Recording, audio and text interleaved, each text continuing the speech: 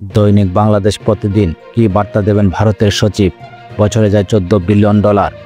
পালালেন আরেক স্বৈরাচার, আশ্রয় নিয়েছেন রাশিয়ায়। সিরিয়ায় আসাদ সরকারের পতন।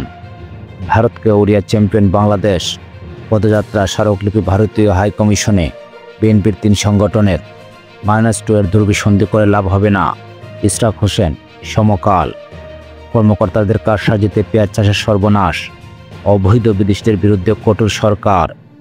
পালালেন আসাদ, উল্লাস সিরিয়ার রাস্তায় রাস্তায়। ধ্বংসপ্রায় মুক্তিযুদ্ধের ভাস্কর্য স্মৃতিচিহ্ন। ভারতকে ঘুরিয়ে আবার এশিয়ার সেরা এক বাংলাদেশ। কালের কণ্ঠ। ভারত ইস্যুতে কঠোর বিএনপি। জাতিকে ঐক্যবদ্ধ থাকার আহ্বান। তারেক রহমান। ভারতীয় দূতাবাস অভিমুখে বিএনপির পদযাত্রা।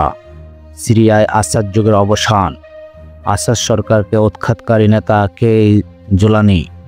প্রথম আলো। 12 দিনের ঝড়ে বাশারের পতন, মস্কোয় আশ্রয়। অভিযানের নেতৃত্ব দেওয়া কে জুলানি। ভারতকে হারিয়ে আবারও এশিয়ার জয় বাংলাদেশের। যায় যায় দিন, স্বৈরা শাসক আসাদের পতন। সিরিয়ায় নতুন যুগের সূচনা। ভারতীয় দূতাবাস অভিমুখে বিএনপির পদযাত্রা। ভারতকে কাঁদিয়ে আবারও এশিয়ার সেরা বাংলাদেশ। সিরিয়ার বিদ্রোহী নেতা কে জুলানি। দৈনিক যুগান্তর। সম্পদ বিক্রি করে ঋণের টাকা আদায়। দেশ ছেড়ে রাশিয়ায় আশ্রয়। দামাস্কে কারফিউ জারি। সিরিয়ায় আসাদের পতন। ব্যয় কমানো হচ্ছে 53,000 কোটি টাকা। অর্থনৈতিক সংকটে চলতি বাজেট। দৈনিক ইত্তেফাক। সিরিয়ার স্বৈরশাসক আসাদের পতন। পতনের লড়াইয়ে নেতৃত্ব দেওয়া কে জুলানি। পরিবর্তন মানে এই সম্পর্ক এগিয়ে নিতে হবে, বার্তা দেবে ঢাকা।